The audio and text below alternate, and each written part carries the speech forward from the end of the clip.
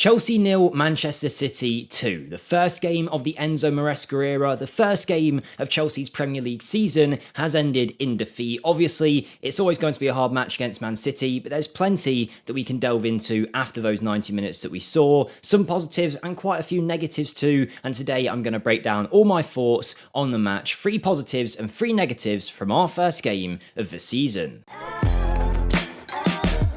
That's right, it's the first match reaction that we're doing here on the channel, hopefully the start of many to come, and fingers crossed next time we're talking about a win instead of a loss. But yes, it was a loss to Manchester City, one of the strongest sides in the nation under one of the best managers ever, who have played that football for a few years against a newly transitioning Chelsea team. But even with that being said, there's still a lot we can take from this first match of the season and many talking points to cover. But before we get into the positives and the negatives, we're going to alternate them, so it'll go positive, negative, you get the idea. That kind of way. I want you guys to let me know in the comments down below your thoughts. Before you get influenced by mine, let me know your positive from the game and your negative. That way we can hear some things in the comments, start a discussion and see what's going on in the minds of you Chelsea fans and anyone watching. But let's start off with what is my first positive, and that was Romeo Lavia. Now, I thought Lavia was really good in this game, or at least better than everyone else, because I don't think anyone was necessarily exceptional, but he did a really good job, particularly when you consider he's basically a new signing this year. I know we signed him last season, but the guy played hardly any minutes. I think it said on Sky that this was his first actual start for Chelsea, which is crazy, or at least the first start in the Premier League. I don't know if it's in all competitions, but you know, the bottom line is we have not seen much of Lavia, but he came in and he looked like a player that had been there for years, playing in that deep lying midfield role, not necessarily a 6 out and out, but he was the deepest lying of those midfielders, often receiving the ball with his back to goal, turning out and progressing play. And I thought every time he looked confident, he looked assured, and he didn't really put too many feet wrong in that game whatsoever. I thought he was one of the bright sparks in the Chelsea team, and it's something that definitely poses a question going forward as to what is Chelsea's best midfield. Now, naturally, a club like Chelsea is going to have competition for places, but it will be interesting to see who ends up coming out on top in that midfield battle. Will it always be Enzo, Lavia and Caicedo? Will a change need to happen? I don't know. Who knows what Enzo Maresca is going to do going forward? But what we do know for now is Lavia had a really good game, and it's something, particularly for a young player like him, that we can definitely take forward and think, you know what, he's someone that we can rely upon this season, providing that he actually stays fit, of course. On to a negative now, and I don't necessarily on this channel want to dig in on one particular player at any point and just, you know, really drive home all their mistakes and errors, but I think it must be said for anyone watching that game that Rob Sanchez didn't have the best time. Now, obviously, with Enzo Maresca's football, particularly at Leicester, Mads Hermansen was his goalkeeper there, and he was very much involved in build-up. He has to be brave with the ball at his feet, but most importantly, you have to be assured and know what you're going to do with your passes and not be a risk to your teammates, whereas it looked like Rob Sanchez, obviously that's not an element of his game that he's necessarily strong-suited to, so it might not really be his fault if he's being asked to do that, but he did struggle a little bit, particularly when he had the ball at his feet. Sometimes looked okay, but there was a few glaring errors, a few too many in fact. There was one where he gave it straight to De Bruyne in the second half, which looked like it could have created a great opportunity for City. It didn't in the end. And then, of course, whilst it was Wesley Fofana, I think, who tried to play a long ball up the pitch, who gave it away for Man City's second goal, Rob Sanchez didn't put him in the best situation when he tried to play it out the back, and you could argue that whole error started from there. Obviously, not singly the fault of Rob Sanchez, but people would normally say,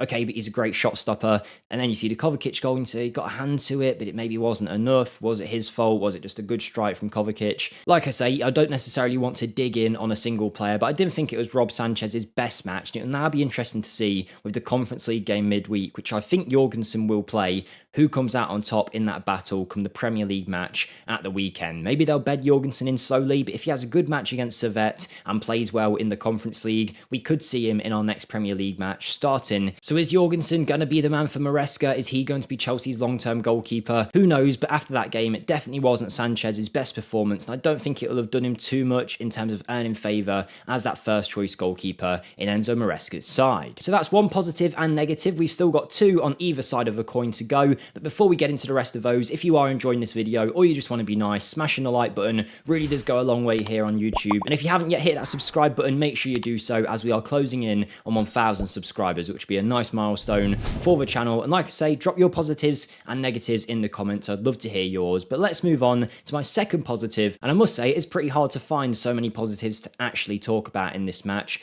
but I thought, despite conceding 2 goals, which is crazy to say, but I thought the centre-back pairing of Colwill and Fofana looked like something that we could move forward with. They're both good physically, they've both got a bit of speed to them, and they're comfortable with the ball at their feet. Now, were they perfect? No, I didn't think either one necessarily was, but I like the promise and the potential that those two could have playing together. And for me, if I was picking the team, that would be my first choice defensive partnership. Now, of course, there will be competition, and with the amount of competitions we're playing in with Conference League this year, providing we qualify, there's going to be a lot of football for everyone in that defence, whether it's Disasi, whether it is Badia Shiel, or even Tosin Adrabayo, who came in this window, and who knows, maybe Trevor Chalobah doesn't get sold and somehow ends up in the team. I doubt it, but there is a lot of competition in that centre-back spot. But I think for now, Colwill, Fofana look like if they can form a good partnership, which is going to take a while because these guys won't really have played with each other too much at all. It'd be good to see them gelling and hopefully developing a partnership for the future. Both of them being young centre-backs, if they can stay fit, it could be the start of something really good for Chelsea. Like I say, I didn't think they were amazing or anything like that. Obviously, you can see 2 goals in a game. There's going to be some question marks on the defence,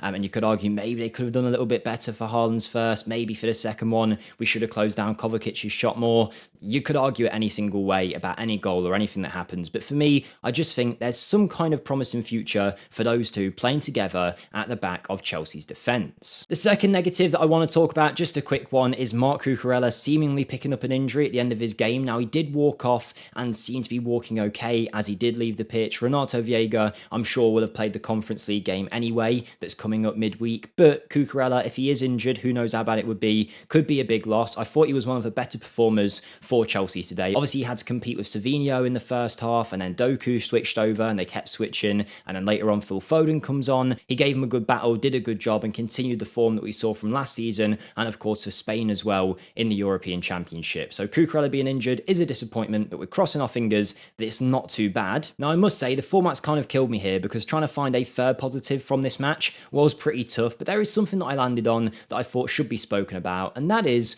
before Enzo Maresca signed for Chelsea, or at least when he was linked and when he did initially sign, there was a lot of talk that at Leicester he had no plan B. He just played a single way throughout the season, even when it was going wrong, and that was obviously to Leicester's benefit at the start, but then kind of made them tail off later on. It didn't look like they had second ideas if their first plan wasn't working. Whether that was just the squad he had, I don't know, but at Chelsea, but from what we saw today, I think he has shown that he can adapt to Premier League matches. All pre-season, we have shown this risky, trying to play out of defence game, which we're not quite comfortable with just yet, and whilst there was elements of that today, it was definitely a different style of football from what we saw pre-season. He's obviously tried to be a bit more pragmatic in this game against Man City because of their talent, and that just at least shows to me that he is willing to change things. Now, some people will argue that we should have just stuck with the same thing we did in pre-season and hope that it worked against City, but I at least like that he is willing to adapt. How much on that adaptability scale he's going to go, I don't know, but I thought it was interesting to see that today it was something a little bit different. He was thinking about the opposition, and of course that's something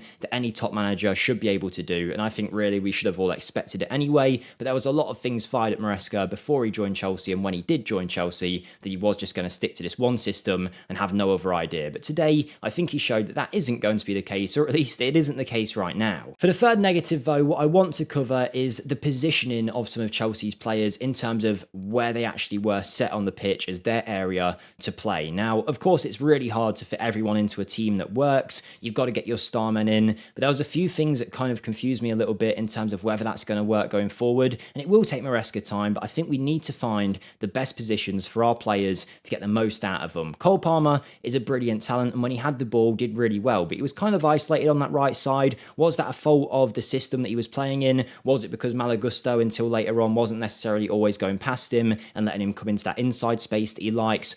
I'm not too sure. It might have just been that Manchester City stifled him. Maybe going forward he'll be great in that area, but it just looked like he was a little bit out of the game, and Kunku off the left, is that necessarily his best area? I know he was coming in and almost playing as a second striker sometimes, which could be the best role for him, but we don't know yet. It's going to be interesting to see where these players end up, and Enzo Fernandez as well is another one. Obviously with Lavia and Caicedo, they were a little bit deeper, whereas Enzo was one of the more advanced midfielders, trying to use his creativity, but he was also then out of position quite a lot. He's obviously a very technically gifted player, but out of possession, he hasn't necessarily got the legs to get around the pitch. And whilst he did help out defensively when he could, it wasn't always the best. And it's just something that I thought in this game, I don't know yet if that's where our players are going to end up. In 5 games' time, will we still see Nkunku on the left, Palmer on the right? I don't necessarily know if they were in the right areas, but you know what?